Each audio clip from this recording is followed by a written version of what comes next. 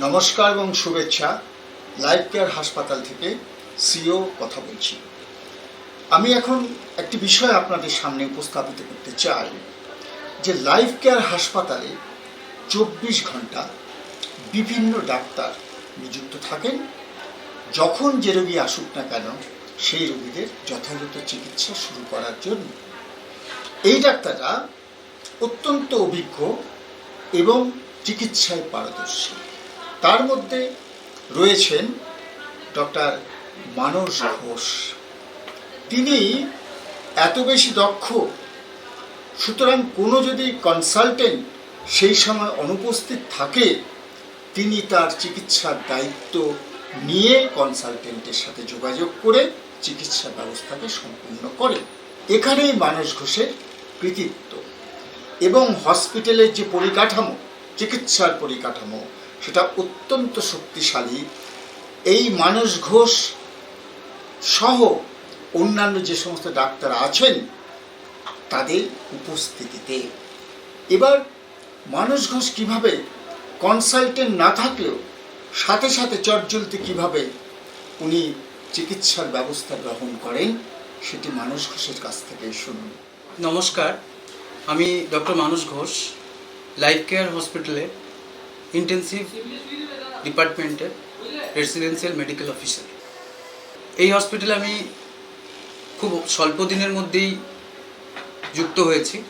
স্বল্প দিনের ভিতরেই আমি এখানকার স্বনামধন্য সমস্ত কনসালটেন্টের প্রতি শ্রদ্ধা জানিয়ে তাদের অভিজ্ঞতার কতগুলো কথা আমি আমার মন থেকে আপনাদের জানাচ্ছি।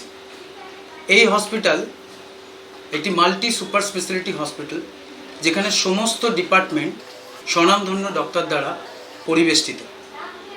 তাদেরকে কভার করার জন্য আমাদের রেসিডেন্সিয়াল মেডিকেল অফিসারদের একটি টিম, যেটি আমার দ্বারা পরিচালিত।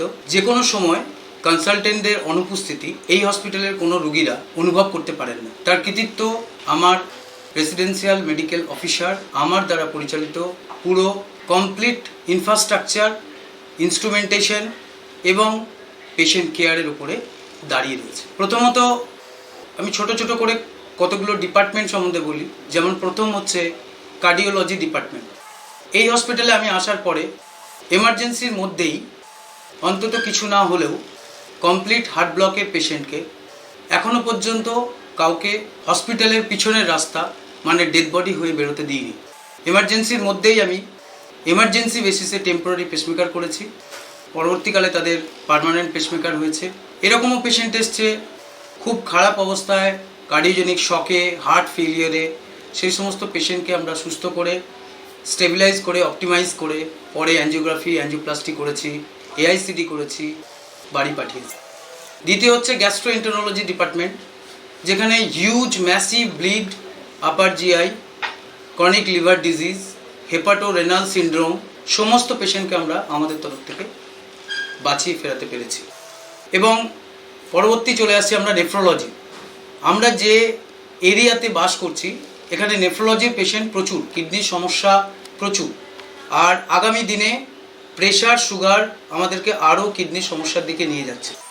আমাদের নেফ্রোলজিস্ট 24 অ্যাভেলেবেল, কিন্তু কনসালটেন্টরা সবসময়ই তো অ্যাভেলেবেল থাকতে পারেন না। রাত বিরেতে সব সময়তেই পেশেন্ট হার্ট ফেলিওর নিয়ে আসেন, পালমোনারি ইডিমা নিয়ে আসেন, যেখানে আর্জেন্ট বেসিসে ফ্লুইড ওভারলোড নিয়ে আসার জন্য আর্জেন্ট বেসিসে ডায়ালিসিস দিতে হয়।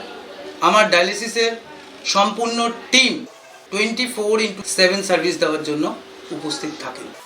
সব সময়ের জন্য আমার কনসালটেন্টরা ওভার টেলিফোন, ওভার ভিডিও সব সময়ের জন্য অ্যাভেলেবেল থাকেন।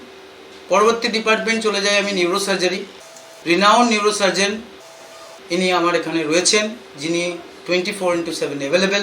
ইন অ্যাবসেন্স অফ নিউরোসার্জন আমরা কি করি, স্যারের সাথে ডিসকাস করি এবং যেখানে যেতটুকু ইনিশিয়াল ম্যানেজমেন্ট দরকার হয় যাতে পেশেন্ট সার্ভিস, পেশেন্ট কেয়ারে কোনো অসুবিধা না হয় সেটা মেনটেন করি। তারপর চলে যাই গাইনোকোলজি ডিপার্টমেন্ট, সেখানেও তাই। এখানে লাস্ট কিছুদিন ধরেই আমি দেখছি যে সমস্ত পেশেন্টগুলো ডেলিভারি হওয়ার পরে পিপিএইচে যাচ্ছে, অ্যাব্রাপচিও প্লাসেন্টাতে যাচ্ছে, সেই সমস্ত পেশেন্টগুলোকে আর্জেন্ট বেসিসে স্টেবিলাইজ করে আমরা সিজার করেছি এবং বাচ্চাকে সুস্থ অবস্থায় তার মায়ের হাতে তুলে দিয়েছি। পরের ডিপার্টমেন্ট চলে যায় অর্থোপেডিক্স। অর্থোপেডিক্স ডিপার্টমেন্ট হচ্ছে খুব ক্রুশিয়াল ডিপার্টমেন্ট, যেটা ট্রমা কেয়ারের সাথে খুব সুন্দরভাবে যুক্ত থাকেন। ট্রমা কেয়ারে যে সমস্ত পার্টগুলো আমাদের দরকার হয় তার মধ্যে 3 জন খুব very important: neurosurgeon, orthopaedic surgeon এবং জেনারেল সার্জন। তারপরে রইল প্লাস্টিক সার্জন। প্রত্যেকেই আমার উপস্থিত এবং প্রত্যেকটা অর্থোপেডিক্স কেস আমরা নিজেদের মতো করে হ্যান্ডেল করে অর্থোপেডিক সার্জনের সাথে ডিসকাস করে তার ইনিশিয়াল ম্যানেজমেন্ট যেটা হয়, বিশেষ করে যেগুলো অর্থোপেডিকের সবচেয়ে বড় সমস্যা সেগুলো হচ্ছে কম্পার্টমেন্ট সিনড্রোম। এই কম্পার্টমেন্ট সিনড্রোম ইনিশিয়ালি ডায়াগনোজ করাটাই হচ্ছে একজন ক্লিনিশিয়ানসের সবচেয়ে বড় কৃতিত্ব। সেই সমস্তগুলো ডিসকাস করে আমরা অর্থোপেডিক সার্জনকে দিয়ে আমরা ডিব্রাইডমেন্ট, ফ্যাসিওটমি, এভরিথিং এগুলো করতে থাকি। আমরা সবার সাথে মিলেমিশে আমরা আমাদের একটা সুন্দর বন্ধুত্বের সম্পর্কে জড়িয়ে আমরা যেটা করি সেটা সম্পূর্ণটাই পেশেন্ট কেয়ারের উপরে ধ্যান দিই। ধন্যবাদ।